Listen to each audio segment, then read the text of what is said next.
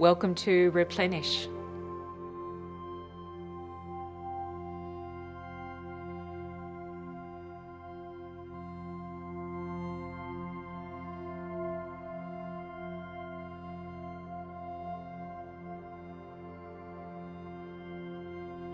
Flow is a concept that is very important to creative practices. I'm not sure we always know what flow is and how to help to engender it, especially if we're on the start of a new project or we're on the edge or something's happened to interrupt our flow. So how do we regain flow, and what is it? What's the nature of it? So our bodies actually have flow in them all the time. We talked in last module about the communication that's continuously in our bodies and around us, between our bodies and each other and other space and other objects and beings in the universe. But we're going to focus a little bit more on flow itself and how we perceive it and how we can help to restore it if we've had interruptions to it.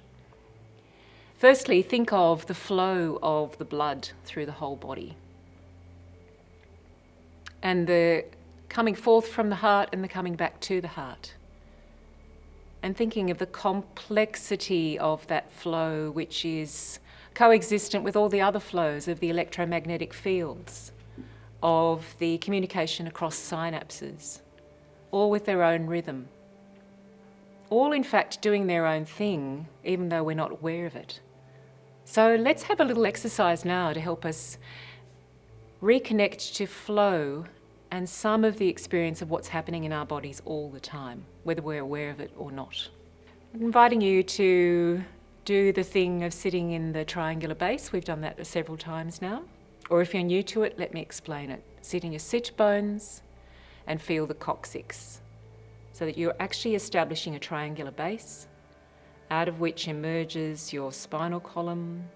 Often when you do have that sense of breathing up the spinal column, your shoulders actually relax and you have this wonderful sensation of floating up as well as floating down and deepening into the chair at the same time as finding your height.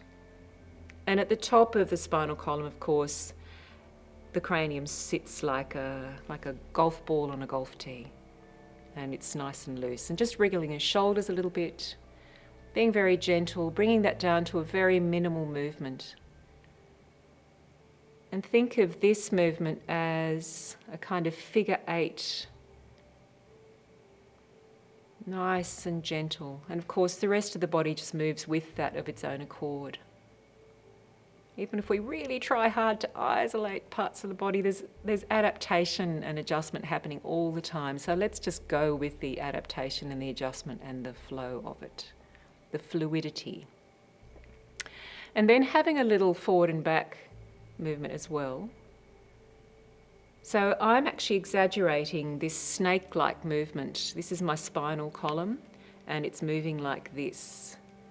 So we have the chin coming towards the chest as your chest becomes concave, and then it reverses as it becomes convex, the head goes back. So this is an exaggerated movement, and we're going to bring it down to something minimal, much smaller.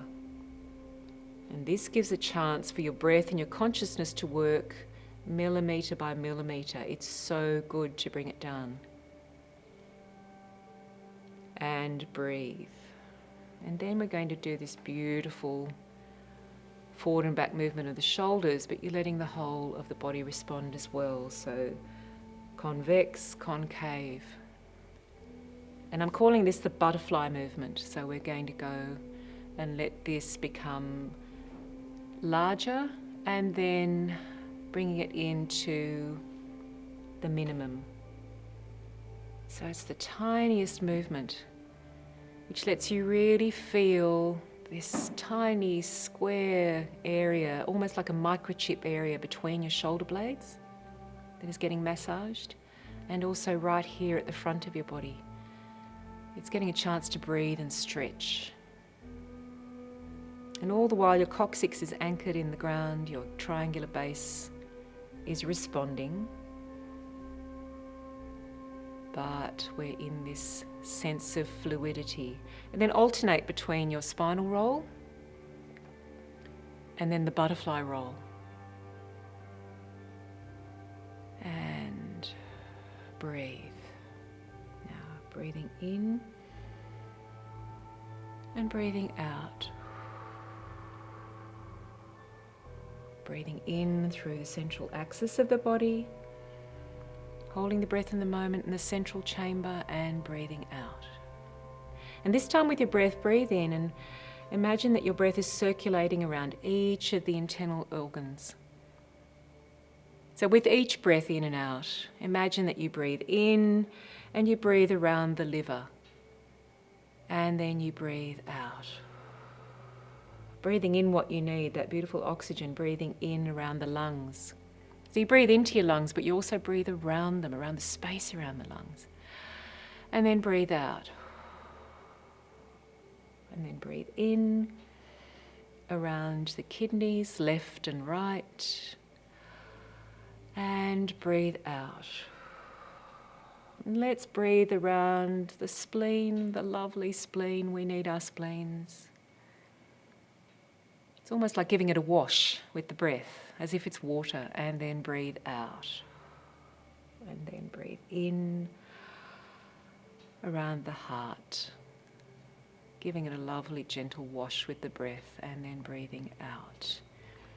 And breath is never a loss, it always returns, it comes back.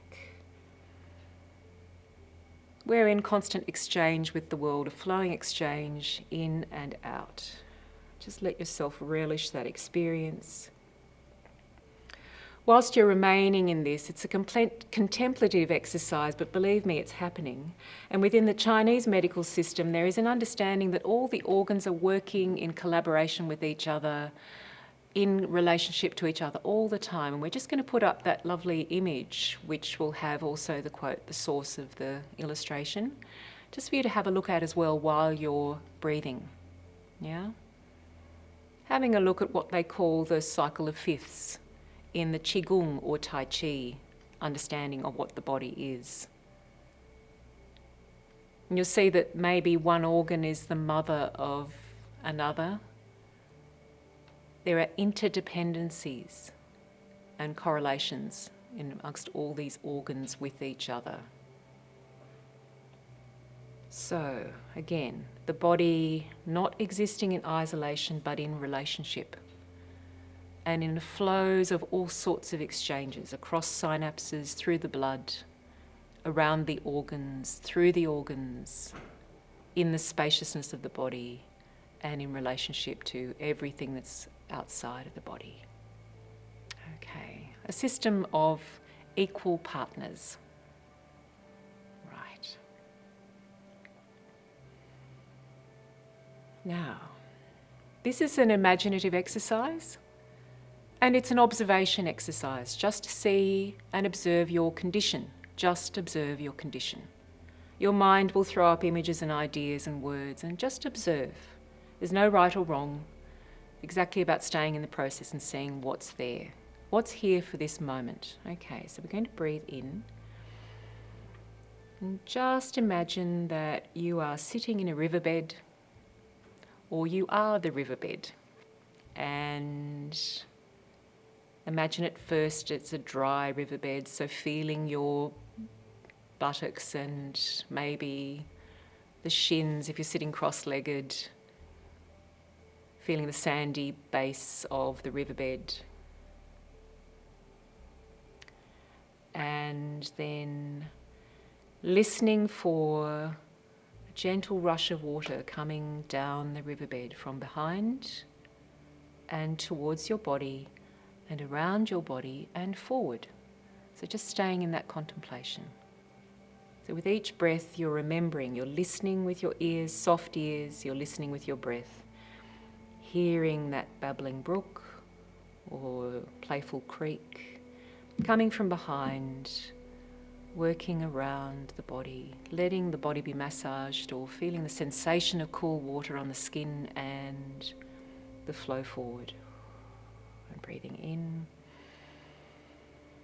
And you're also belonging to time in this exercise, the past coming towards you into the present moment and then into the future, letting yourself be part of that flow.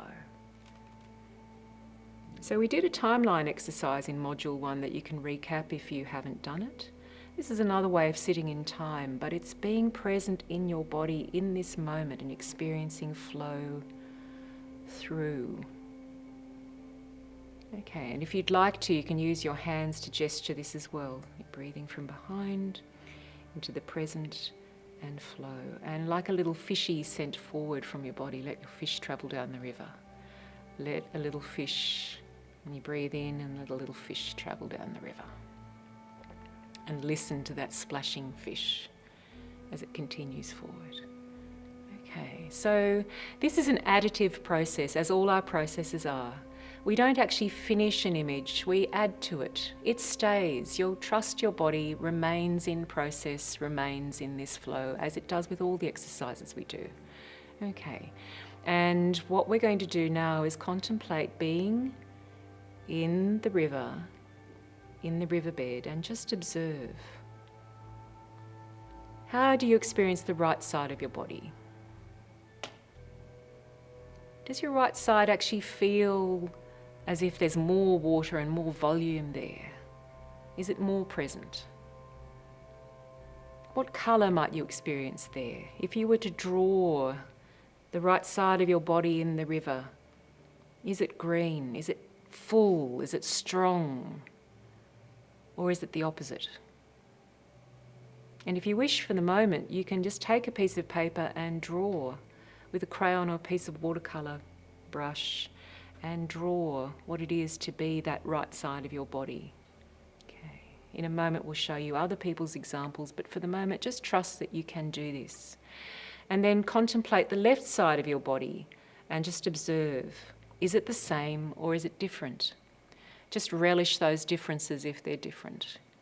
My left side of the body feels a bit invisible today. Now, I don't have to worry about why. It's just not as present. It's translucid, pellucid, whitish, and not the vibrant green of the right. So I might annotate that. I will draw it with a gesture, imagining a paintbrush in my hand. This is my white left side, and this is my full and active right side. And you can gesture on your paper or with your hands, whatever's right for you. And there might be words like florid for this side and empty on the other. Annotate. Make your mark. Do your mapping. Okay. And then imagine what the level of the water is. Are you submerged, or is it just here at your temples? What does your right cheek experience? What does your left cheek experience? And you can annotate that as well. If you reach out with your right hand, does it touch the side of the riverbank, or can it not reach? Do you run out of water somehow? Anything's possible. Breathe. And gesture with your left. Can it actually go anywhere near the riverbank? Or does it go over and grasp a rock or some nettles on the side? Let it reach and touch. Let yourself experience. On some level, we've all been water, the water that has eternally been in coexistence with us. It's all gone through these cycles and it's passing through your body. You have ancestral bones in you that have experienced rivers and riverbeds. Just let it all be there. And you can again gesture on the page, annotate with words. See what your mapping is doing for now. Okay. I'm going to leave you for a moment. We're going to just pause the video and come back.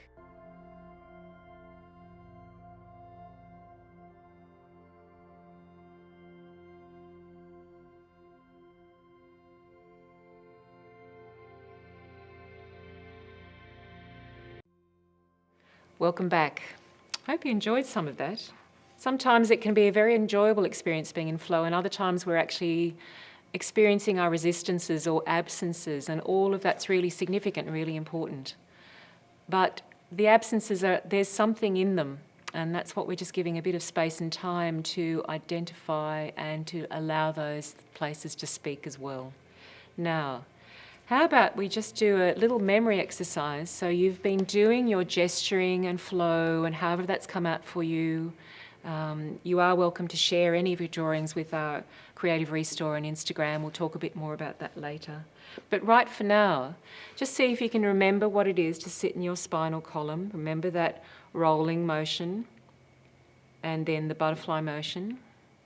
And just see if with your non-dominant hand you could just do a sketch of, as the non-dominant hand wants to draw that experience, just let it do a sketch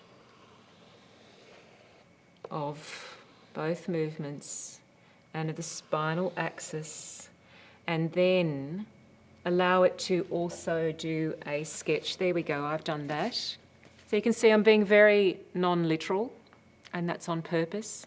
My non-dominant hand has a different wisdom to my dominant hand. And I'm going to actually let my non-dominant hand draw in something of the experience of that meditation against the right side of my body.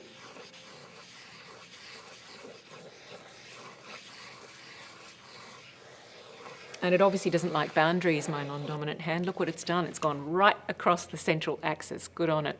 Whereas my right hand probably would have been saying, right, keep within the boundary.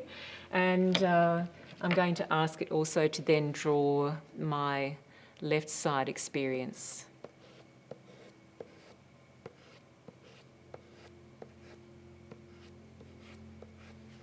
Which is quite different. Again, not very literal, but you can see that there's almost a tears-like quality there.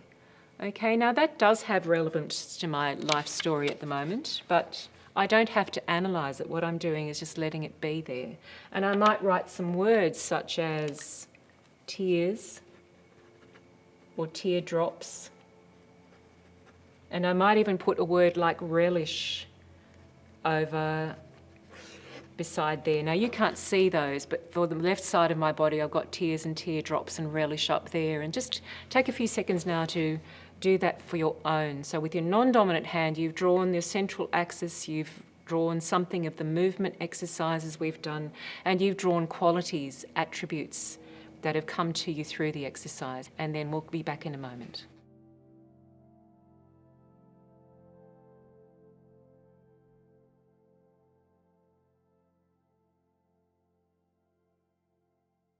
We're continuing with our additive process. We've been exploring flow, and now we're bringing in that piece of fruit that by instinct you picked up this morning and said, I'm going to bring this into the session. I wonder why. Well, let's take a moment now. Okay, whatever you've got. We had pineapples and blueberries, and like from the massive to the miniature, and when we did this before, and I have my mandarin, and I'm just going to close my eyes. I'm still in the riverbed really, but hey, I'm here as well. And I'm letting my thumbs feel it. I'm noticing textures. There's beautiful words that are coming to me about it. Knotty, which I wouldn't normally think. If I looked at that, I wouldn't think knotty, but my fingers are telling me knotty, knobbly. I'm smelling it, and it's actually surprising. There's almost a leathery smell to this mandarin, so I might write down leathery. I might draw knotty, dozens of little circles, and I might actually engage with it with an action. The action is peeling, but it's also feels like I'm playing with fronds, F-R-O-N-D-S, for some reason, I don't know why. And I'm smelling, and I might taste it. You're welcome to eat your fruit. So I've completely forgotten what this looks like. I'm just going on this even deeper, my first principles of engagement with this. And here I've got pebbles. So I have a whole range of thoughts and experiences that have come to me. So they are true to life. It's just that I'm processing it through a new way. Okay?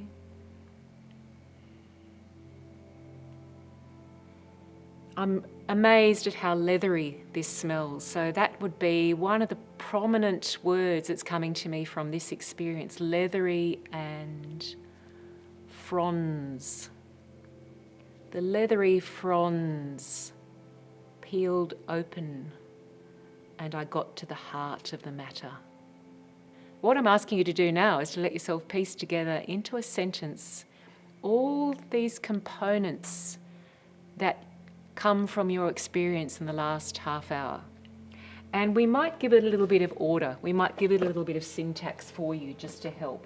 If you'd like to write down these key words, and they'll appear on the screen in front of you: subject, object, place, action, emotion, and appendix.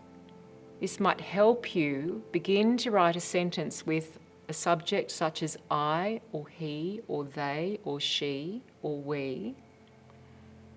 An action such as went, an object or place. Just let yourself order in those columns down your page where you can put in these attributes. You can also just do a drawing, and let yourself be fed the sentence that's coming to you. And what we'll do in a moment is actually share some of the sentences that came to our participants when we did it in the room before. In fact, we'll put a few up now just to see what you've got permission to do.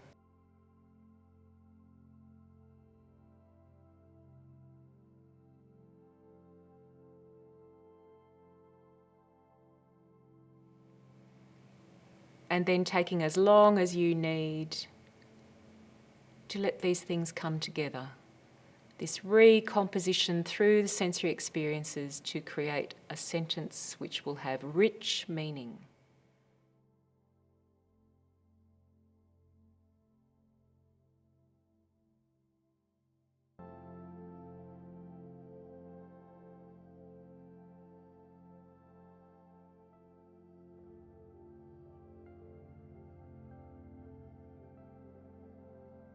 So we're going to move together into another exercise, and remember, it's an additive process. So what we've done is just going to keep growing, and we're moving forward from where we've been and the communications that we've had through the sensory exercises. We're moving forward into a mask making exercise. Now, part of the beauty of masks is that they are a way of revealing aspects of identity or self, or even of totems and animals. They often reveal something that has been concealed or is needing to be given exercise. Now, we can have really beautiful masks like so, which I'll show you. Very beautifully made, quite expressive. But it may not be the mask that is trying to emerge at the moment. So again, we're giving permission in this session for whatever wants to be communicated to come through in the mask. Now I'm going to get you to do a template of your mask. And a very easy way to do a template is to put your hands over your eyes, and then basically the distance from your fingers to your first knuckles here is the width of your face. And then you can mark that out on your piece of paper, like so. So I'm not showing you there in the most clever way, but I've just marked that out like so. Okay, and if I double that up, I've basically got the dimensions of a mask to work with. Now you can either use that as an eye mask, or you can extend it into a full body, full face mask. Okay, that's just your template. But now the contemplation is going to be something where we're going to call on some of the qualities and experiences you've had. I'm going to ask you to go into the meditation we've just done, the aspect of flow. Look at the notes you've made in your margin and see how they want to come into the mask for this moment. What we're going to do now is show you some examples from other exercises we've had, and you'll be able to see just how many variations is possible in this exercise. And just noticing that masks can come in all sorts of shapes and substances as well. We had one that was made of metal, and one made of rock, and one made of paper bags. And you can even imagine that your whole body has a mask over it. So that aspect of what is revealed and what is concealed is an amazing aspect of the mask. Some North American Indian masks, especially in the northwest coast of Canada, from ones I've seen, they actually have multiple faces, multiple selves that are revealed in ritual. They open up and you have an animal mask that reveals another one, and all during a dance. Now, as we've done in several of our modules, what we do when we have our notes, our notebook, and then we have our drawings and our sketches, such as we've been doing before, these are notes for along the way, and it might be that some aspect wants to come into your mask. It might be that water wants to come into the cheek. A vortex or a spinal structure might want to come into the centre of the mask. Just see if you can sit in your tail, contemplate what wants to be drawn in or come into your mask. And over to you. We'll be back in a moment.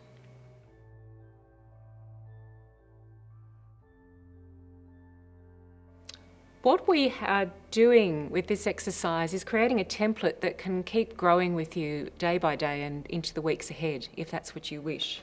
You might find that you want to make a mask in a three-dimensional way. You can add feathers, you can add glitter, you can make it glorious and feathery, or a bit of bling.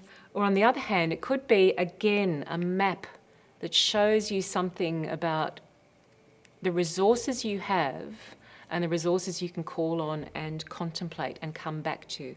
So I'm inviting you to actually keep working with the mask. There's only so much I can do in the film, and it's up to you. You can take that as something you transpose into a different material. I invite you to go back over the exercises we've done in this module and see what elements are wanting to come in, what elements are wanting to flow into the mask so that the mask communicates with you. Now, a word, it's not a word of caution, but it's a deeper instruction. Masks have been used in many traditional cultures for a very long time, and of course actors and performers use them still. There's a tradition in ancient Greece of character masks and also of elemental masks, which are very, very precious to work with. And in many communities they might perform rituals with the mask of their totem and so on. Now the mask has qualities and a pattern to it. And one of the key aspects of working with a mask is to look at it and breathe it in. And in that communication you have all of the knowledge already being transmitted. For the purposes of today's exercise, it's less important that you make a mask that you can wear, that you have created a mask that you can recognise something from and work with. And so in that way, it's quite similar to the medicine compass which we created last week. It might be that you can go back to your medicine compass and see if there's something that you created for that wants to come into the mask, or vice versa, something from the mask that you can add to your medicine compass. So I invite you to stay with it, stay breathing with it, and treasure the communications that can come to us. We have these gifts in our hands and in our eyes and in all our senses to be in relationship and to hear the world which is wanting to be with us and stay with us. So let the amplification happen. Take care, and we'll see you next time for the next module. Go well.